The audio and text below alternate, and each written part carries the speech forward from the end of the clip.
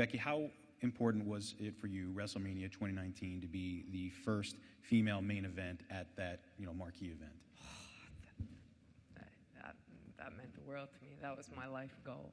And I remember when I left home, I'd just gotten signed by WWE, and I said to one of my friends, I said, I'm going to main event WrestleMania. And he was a good friend, and he didn't mean this as bad as it sounds, but he said, it's nice to have goals, but be realistic. because it just was unthought of that a woman could main event WrestleMania. But the women have been developing and improving so much over the past few years, and I got to grow with an incredible group of women that it became inevitable. Hey, Stephanie, it was 2 years ago, at this event that we were talking to you, and it was right before, that all went down. What did it mean to you? Ugh, don't make me cry. I actually pulled Becky, Charlotte, and Ronda Rousey, who were the triple threat at MetLife Stadium in 2019.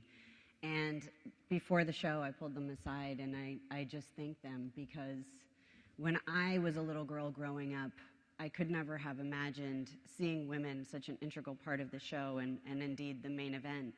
And for my 3 little girls that were going to be sitting in the front row that night, they were going to see those 3 women main eventing WrestleMania, because that's just the way it is.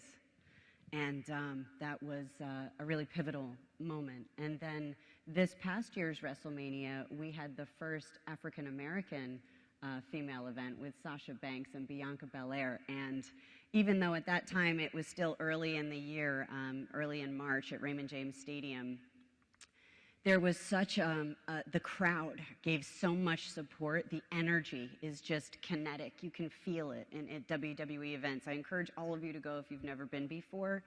And what happened in that moment, as Sasha and Bianca were standing opposing each other, looking each other in the eyes, the audience started to show this respect. And the 2 of them broke character for a minute and teared up and sort of made the ugly cry face, where you're trying not to cry. And it was such a moment, because our fans are a part of the women's evolution. If you listen to your audience, they can impact your brand in such positive ways. Give them the power. Empower your audience. And we had started to train and develop and recruit female athletes the same as men, giving them the same opportunities, the same match time. But it wasn't until our fans started a hashtag called Give Divas a Chance in 2015 that gave rise to the whole women's evolution in our business.